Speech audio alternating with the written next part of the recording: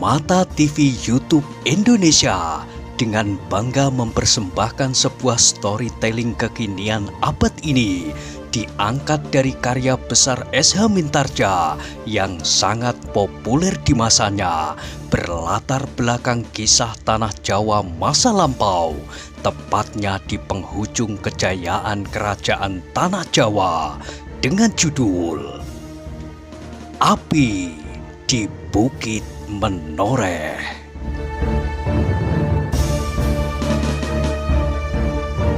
Pada kesempatan yang sangat baik ini, kita masuk pada episode yang ke-117. Selamat menikmati. Pada episode sebelumnya telah diceritakan, Suto Wijoyo dan Suwandaru mengangguk-anggukkan kepala mereka.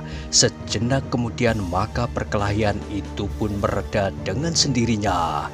Tetapi sejenak kemudian mereka dikejutkan oleh suara langkah orang berlari-lari.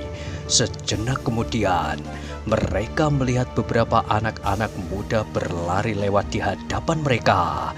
Namun karena mereka amat tergesa-gesa sehingga mereka tidak memperhatikan ketiga anak-anak muda yang berlindung di dalam gelap itu. Namun dari mereka yang berlari-lari itu, Suto Wijoyo dengan kawan-kawannya mendengar mereka berkata perlahan-lahan, "Hus, gila, beberapa orang prajurit Pajang memihak mereka."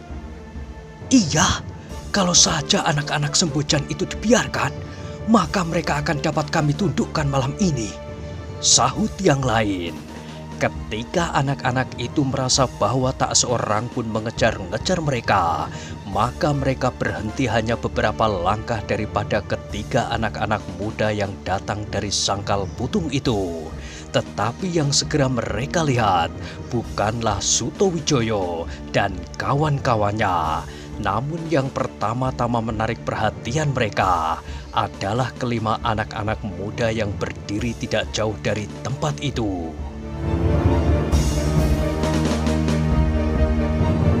"Hei, apakah mereka anak-anak Sembojan?"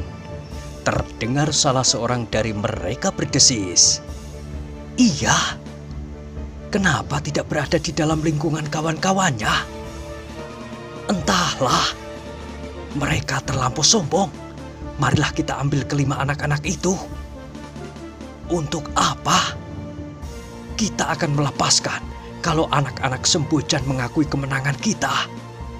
Terdengar beberapa orang dari mereka tertawa. Kemudian salah seorang berkata lagi, "Satu orang pergi kepada mereka, pancing mereka kemari." "Sulit," sahut yang lain. "Kita datang bersama-sama selagi kawan-kawan mereka berada di sisi yang lain dari pendopo ini. Di sebelah itu adalah anak-anak dari induk Kademangan. Halah, mereka tidak akan turut campur, kecuali kalau kita berbuat sesuatu atas anak induk Kademangan. Kalau mereka melibatkan diri, kita harus lari meninggalkan halaman ini. Di manakah sebagian kawan-kawan kita yang lain? Di belakang Banjar Desa. Apabila perlu, kita akan memberi mereka tanda. Marilah." Terdengar keputusan itu jatuh, Suto Wijoyo dan kedua kawan-kawannya menjadi berdebar-debar. Apakah yang akan mereka lakukan atas Hasbodo dan keempat kawan-kawannya itu? Dengan cemas Suto Wijoyo melihat anak-anak itu perlahan-lahan mendekati Hasbodo. Beberapa langkah daripadanya, beberapa anak-anak muda itu berhenti. Suto Wijoyo yang ingin melihat apa yang terjadi segera beringsut mendekati, diikuti oleh Agung Sedayu dan Suwandaru. Hasbodo yang berdiri diam di tempatnya hampir-hampir tidak menyangka sama sekali bahwa anak-anak Telogo Kembar sedang mendekatinya. Mereka masih berdiri memperhatikan orang-orang yang berada di pendopo Banjar Desa yang kini telah menjadi seperti sebuah pertunjukan liar. Bahkan 1-2 orang telah tidak ada lagi di pendopo itu, merayap-rayap ke tempat-tempat yang lain. Haspodo dan kawan-kawannya itu terkejut ketika tiba-tiba mereka melihat anak-anak Telogo Kembar itu mengepungnya. Terdengar salah seorang anak muda Telogo Kembar itu berkata, "Jangan ribut, kalian ikut kami ke Telogo Kembar."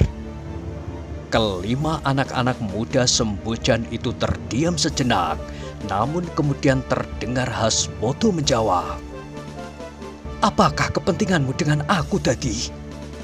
Anak muda Telogo Kembar yang bernama Dadi tiba-tiba terkejut. Diamatinya wajah Haspodo dengan seksama. Lalu katanya, "Kau Haspodo?" "Ya, aku. Kenapa? Apakah kau sedang mencari anak-anak Sembojan?" Ya, sahut Dadi tergagap. "Aku juga anak Sembojan. Tetapi bukan kau Haspodo. Kenapa? Kenapa kau berada di tempat ini?" bertanya Dadi anak Telogo Kembar itu. "Pertanyaanmu aneh. Bukankah kau juga berada di tempat ini?" Dadi menjadi bingung. Ketika ia memandang berkeliling, ia pun melihat kawan-kawannya menjadi bingung pula. Haspodolah yang berkata, "Apa kepentinganmu dengan anak-anak Sembojan?" Dadi tidak menjawab lain daripada mengatakan yang sebenarnya. "Kami berkelahi." "Bagus, aku sudah menyangka bahwa kalian akan berkelahi. Apakah kalian dikalahkan? Dan kalian akan mencari korban anak-anak Sembojan yang lain, meskipun tidak ikut berkelahi?" "Tidak, Haspodo. Kami tidak akan berbuat apa-apa denganmu. Kebetulan yang berdiri di sini adalah aku. Seandainya keempat kawan-kawanku ini tanpa aku." Dadi terdiam, namun salah seorang yang lain menjawab terputus-putus, "Anak-anak Sembojan yang lain tidak jujur, Haspodo." "Kenapa?" "Mereka mencari bantuan pada prajurit-prajurit Pajang." "Aku tidak mau tahu. Uruslah perkara itu sendiri. Berkelahilah kalau kalian ingin berkelahi. Aku pun tidak akan memihak anak-anak Sembojan yang gila itu, seperti kalian telah menjadi gila pula. Coba katakan kepada kami, apa yang akan dilakukan oleh Trapsilo atas kalian apabila ia melihat anak-anak muda Telogo Kembar berbuat serusuh itu? Trapsilo pasti akan bersikap seperti aku menghadapi anak-anak Sembojan. Meskipun Trapsilo adalah anak Telogo Kembar, tetapi ia pasti akan muak melihat kalian berbuat seperti ini."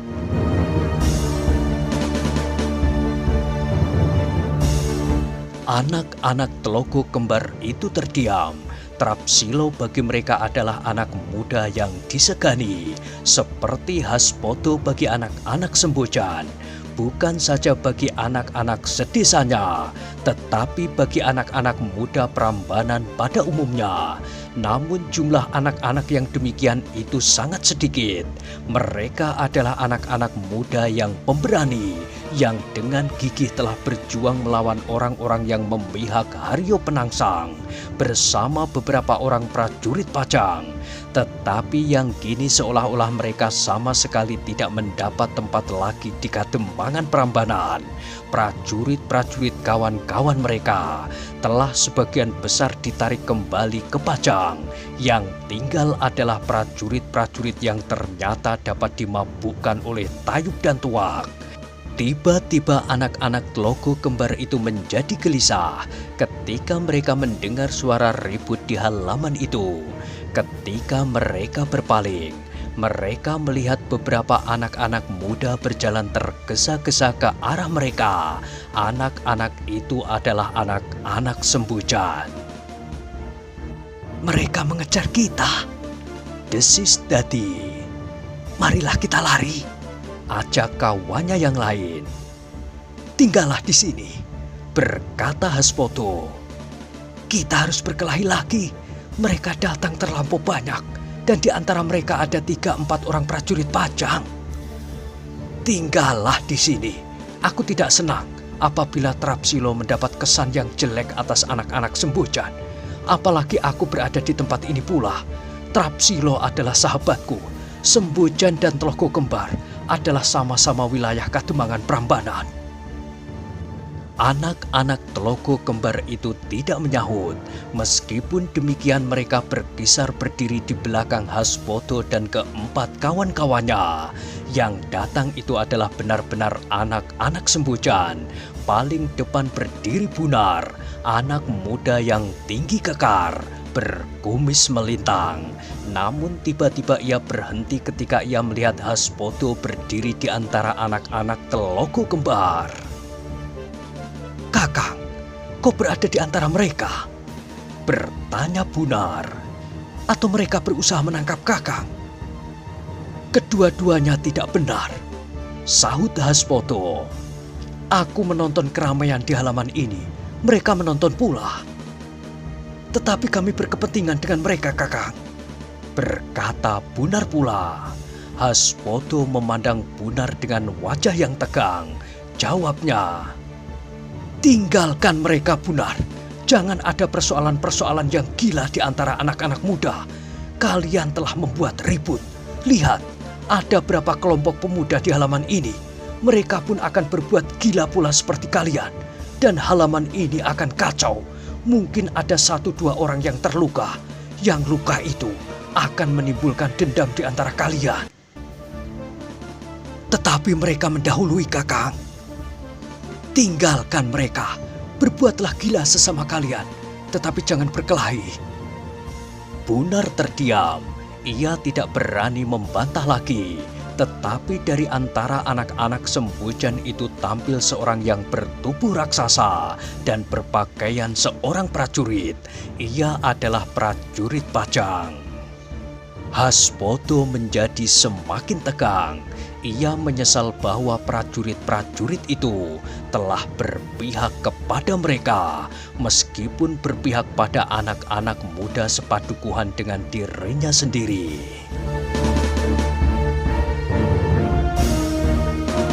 "Haspoto," geram prajurit itu, "jangan banyak mulut. Biarlah kami menyelesaikan urusan kami dengan anak-anak Telogo Kembar itu." "Apakah anak-anak Telogo Kembar mempunyai urusan dengan kau, Paman?" bertanya Haspoto.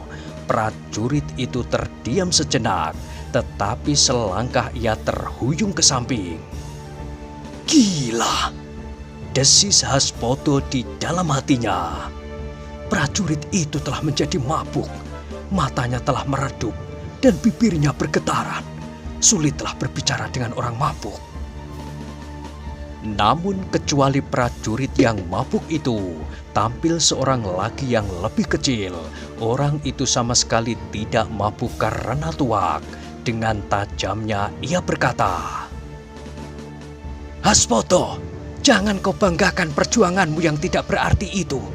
Kau sama sekali belum seorang pahlawan. Karena itu, kau sebaiknya menyingkir saja sebelum kami kehilangan kesabaran. Bukankah kau berasal dari Sembojan pula?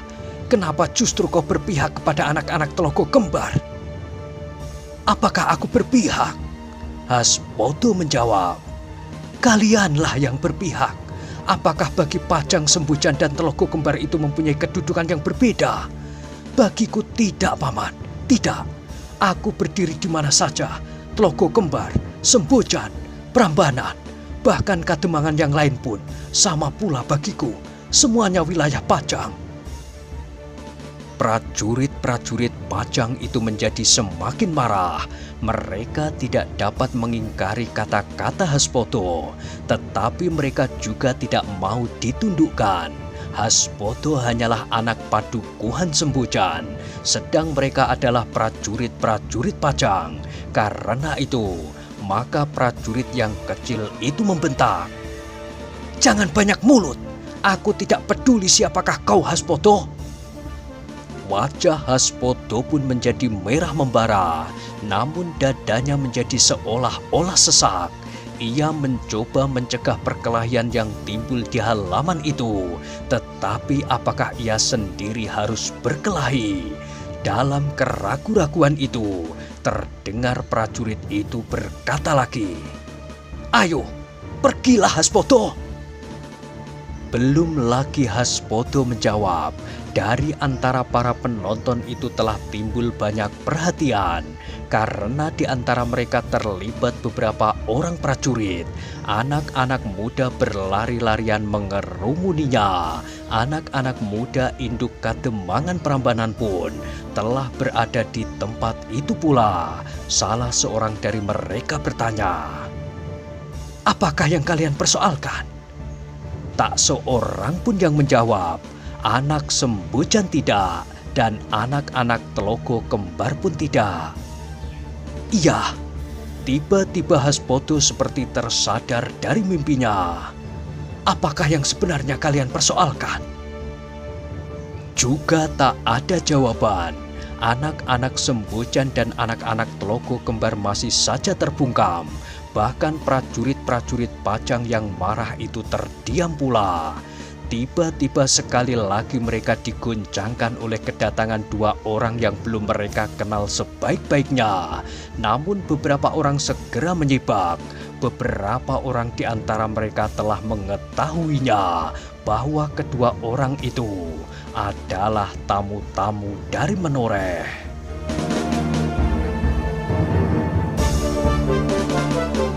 "Apa yang terjadi?" salah seorang bertanya. Juga tak seorang pun menjawab.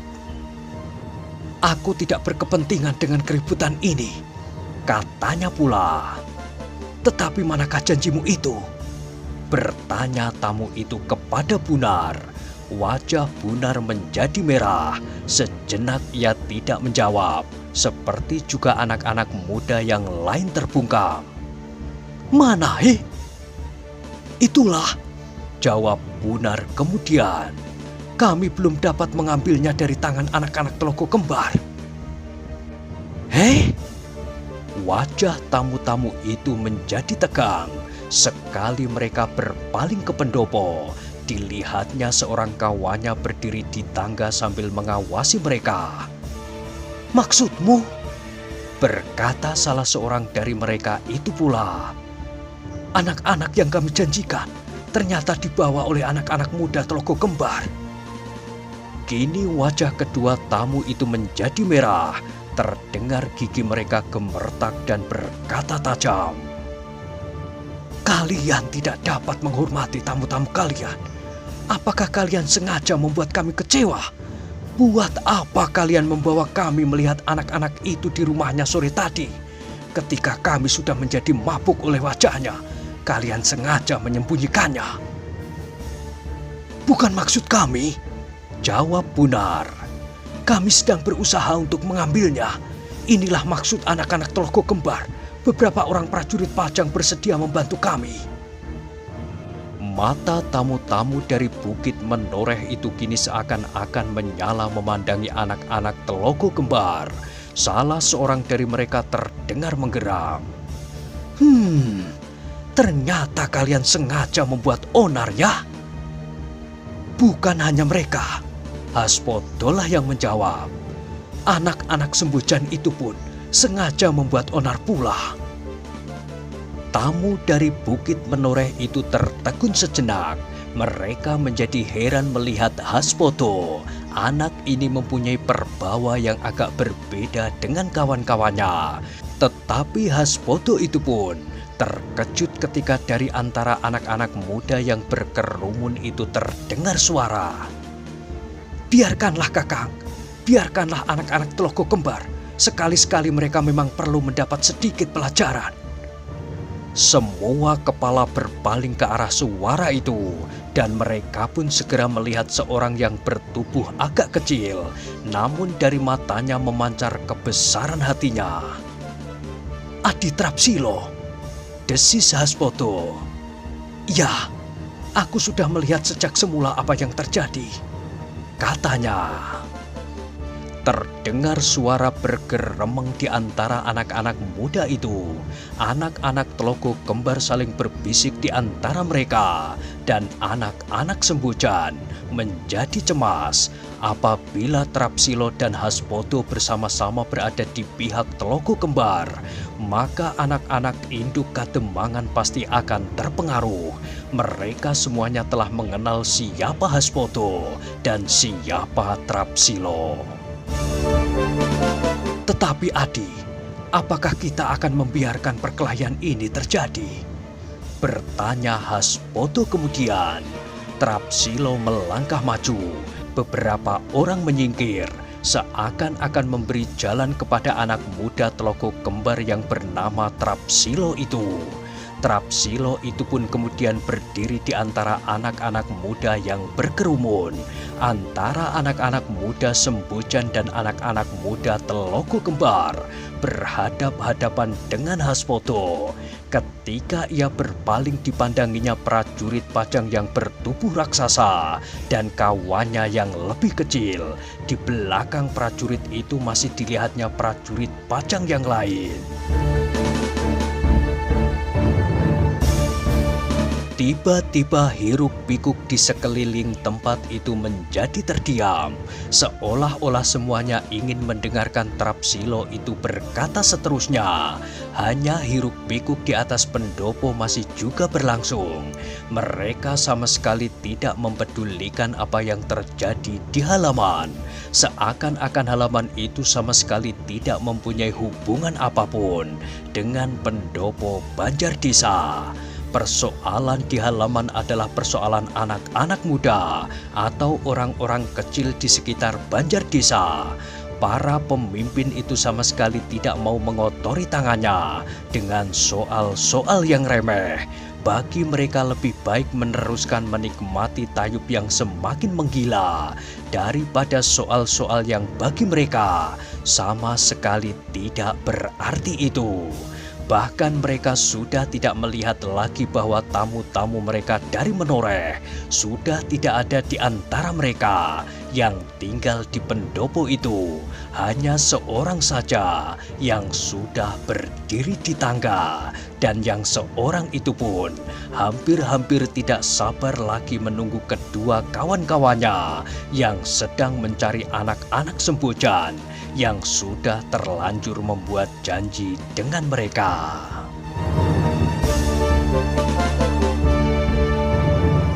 Haspoto pun berdiam diri. Kemudian anak muda Sembojan itu mengangguk-anggukkan kepalanya sambil bergumam.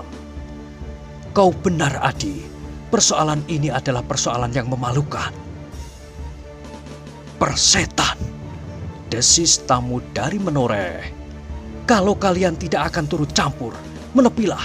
Hei, siapa anak-anak yang merasa dirinya seperti panglima bagi anak-anak Sembojan dan anak-anak Teloko Kembar ini?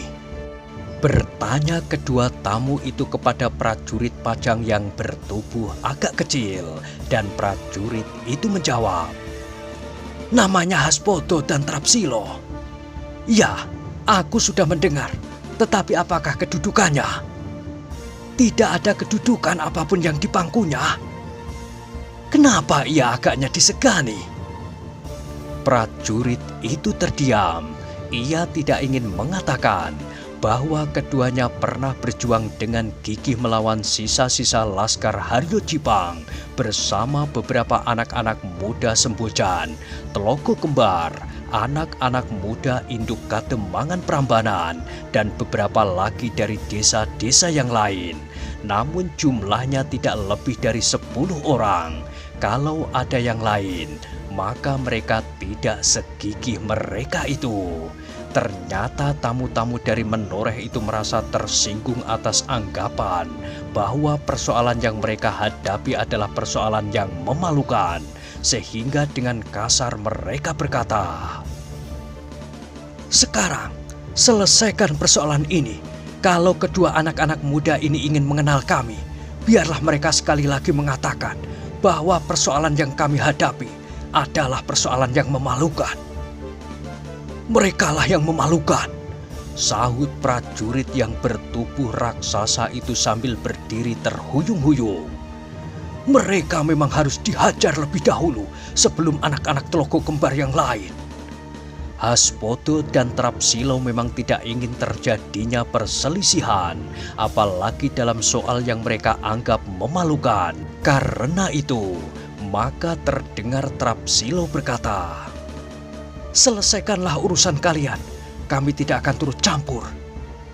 Anak-anak Telogo Kembar yang mendengar kata-kata itu menjadi berdebar-debar. Mereka tidak akan dapat melawan anak-anak Sembojan yang dibantu oleh beberapa orang prajurit. Dan kini bertambah lagi dengan tamu-tamu dari Menoreh itu. Karena itu maka mereka pun bersiap untuk menghilang di antara mereka yang sedang berkerumun. Mereka harus mencoba melarikan diri supaya tubuh mereka tidak babak belur dan muka mereka tidak menjadi bengkak-bengkak. Namun dalam keadaan yang demikian itu, terdengar salah seorang anak muda dari induk Kademangan berkata, "Tidak adil. Jangan ada prajurit yang ikut campur." "Setan!" desis prajurit yang bertubuh raksasa. "Siapa kau berani mencoba melawan prajurit Pajang?" Anak muda itu tidak segera menjawab, tetapi ia berpaling mencari seseorang. Dan dari antara mereka tampak seseorang mendesak maju sambil berkata lantang, Aku yang berani." "Siapa? Siapa, Prajurit yang kecil itu pun menjadi marah sekali, tetapi kemudian matanya terbelalak ketika dari antara anak-anak muda induk Kademangan itu muncul seseorang yang masih berteriak lantang, "Akulah orangnya!" Prajurit yang agak kecil dan bahkan semua orang terperanjat melihat orang itu. Orang itu pun ternyata prajurit Pajang pula. "Kenapa kau?" bertanya prajurit yang bertubuh kecil. "Kenapa kau berada di situ pula?" jawab prajurit yang ditanya, dan mereka pun terdiam. Namun kembali mereka terkejut ketika mereka tiba-tiba mendengar suara tertawa dari kegelapan. Ternyata suara tertawa itu telah memecahkan ketegangan yang semakin memuncak. Ketika anak-anak muda Sembojan, Telogo Kembar dan anak-anak muda induk Kademangan Prambanan melihat bahwa di kedua belah pihak berdiri beberapa orang prajurit Pajang, maka mereka pun menjadi berdebar-debar dan kini seperti disentakkan oleh sebuah tenaga. Maka semua kepala berpaling ke arah suara tertawa itu. Namun suara tertawa itu sendiri segera terputus. Yang kemudian terdengar adalah suara gamelan di pendopo Banjar Desa. Suara gamelan dalam irama yang semakin panas dan orang-orang tua pun menjadi semakin gila. Mereka telah melupakan ketuaan mereka. Namun orang-orang di halaman itu tidak saja laki-laki, tetapi perempuan-perempuan beranggapan bahwa orang-orang laki yang jantan harus berani turun ke gelanggang tayub. Bahkan ada di antara istri-istri mereka sendiri akan menjadi malu bahwa laki-lakinya, suaminya, tidak berani menggandeng seorang ledek. Dan perempuan-perempuan yang demikian telah ikut membantu suaminya terjerumus ke dalam daerah yang semakin kelam.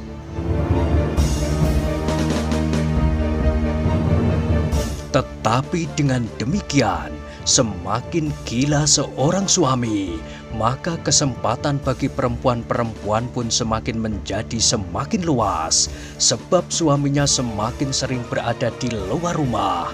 Meskipun ada juga di antara mereka, di antara istri-istri itu yang hanya dapat menangis dan menekan dadanya apabila suaminya menjadi kambuh.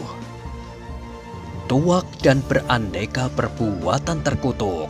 Tetapi dalam keadaan yang demikian, banyak pula perempuan yang tenggelam dalam daerah yang suram, dan celakalah anak-anak mereka, sebab orang-orang tua yang demikian tidak akan sempat mempedulikan anak-anaknya, seperti anak-anak muda dari Sembojan dan Telogo Kembar saat itu. Tak seorang pun yang berada di pendopo itu menaruh perhatian. Suara tertawa di kegelapan itu benar-benar telah membakar hati para prajurit yang sedang marah, dan terutama kedua orang tamu dari Menoreh itu. Bahkan sejenak kemudian, terdengar tamu yang seorang lagi. Agaknya pimpinan rombongan itu berkata dalam nada yang marah, "Mana orang itu, hei?" Anak-anak Sembojan mengerutkan keningnya. Kini mereka tidak dapat tertawa-tawa lagi, sebab ada beberapa orang prajurit pula yang berdiri di pihak Tlogo Kembar. Tetapi kedua orang tamu dari menoreh yang lain tidak segera menjawab pertanyaan itu. Bahkan mereka berkata, "Aku mendengar seorang yang gila tertawa di kegelapan itu." "Iya," sahut prajurit yang kecil. Bahkan prajurit yang memihak anak-anak muda Tlogo Kembar pun menyahut, "Anak setan, siapa dia?" Prajurit-prajurit itu, baik yang berpihak kepada anak-anak muda Sembojan maupun Tlogo Kembar, tiba-tiba bersama-sama melangkah mendekati arah suara tertawa itu. Di belakang mereka berjalan kedua tamu dari menoreh. Bahkan kawan-kawannya yang seorang lagi ikut pula di belakangnya. Anak-anak muda Sembojan dan anak-anak muda Tlogo Kembar pun beringsut dari tempat masing-masing. Kini anak-anak muda Tlogo Kembar tidak perlu berusaha melarikan dirinya. Agaknya ada pula beberapa orang prajurit yang memihak kepada mereka. Meskipun anak-anak muda Tlogo Kembar segera mengenal prajurit itu, prajurit yang sering datang kepada mereka dan mendapat bermacam-macam kesenangan dari anak-anak muda Tlogo Kembar itu. Namun selain daripada itu, agaknya anak-anak induk Kademangan pun akan menilai mereka lebih baik dari anak-anak Sembojan. Dengan demikian, setidak-tidaknya anak-anak muda induk Kademangan akan dapat membesarkan hati mereka. Haspoto dan Trapsilo pun melangkah pula ke arah suara tertawa di kegelapan.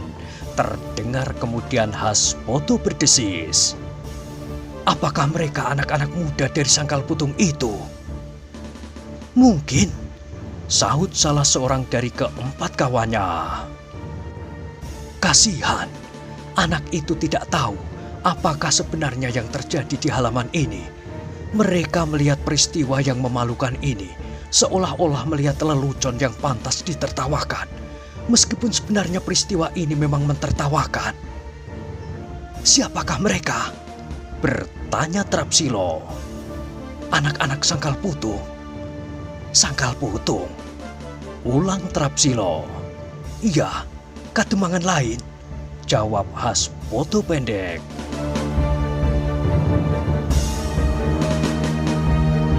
Trapsilo mengangguk-anggukkan kepalanya, namun tiba-tiba ia menahan nafasnya ketika dilihatnya para prajurit Pajang itu menarik 3 orang anak-anak muda dari kegelapan. 2 orang di antaranya bertubuh sedang yang satunya bertubuh gemuk agak pendek. "Merekalah itu," desis Haspoto. "Kasihan." Namun Haspoto tidak dapat berbuat apa-apa. Seandainya ia tidak ingin bertengkar dengan para prajurit itu. Terdengar di antara pekik gamelan yang menggila suara prajurit Pajang yang sangat lantang. "Siapa kalian, hei?" Prajurit itu menggenggam baju Sutowijoyo sambil mengguncang-guncangnya. Sutowijoyo sama sekali tidak melawan. Dijawabnya pertanyaan itu perlahan-lahan. "Namaku Sutojiyo, Tuan." Prajurit itu memandangi kedua kawan Sutowijoyo, yang keduanya pun berada di tangan prajurit-prajurit Pajang yang lain. "Siapakah kedua kawanmu itu? Dan dari manakah kalian?" "Kami datang dari Sangkal Putung, Tuan. Keduanya adalah adik-adik sepupuku." Mendengar jawaban itu, prajurit-prajurit Pajang itu mengerutkan keningnya. Mereka telah mendengar apa yang terjadi di Sangkal Putung, dan mereka tahu siapakah yang berada di Kademangan itu, meskipun perkembangan yang terakhir belum didengarnya.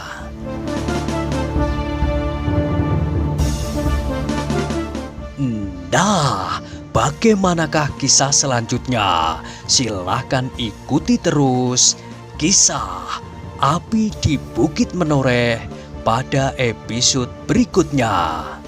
Sampai jumpa.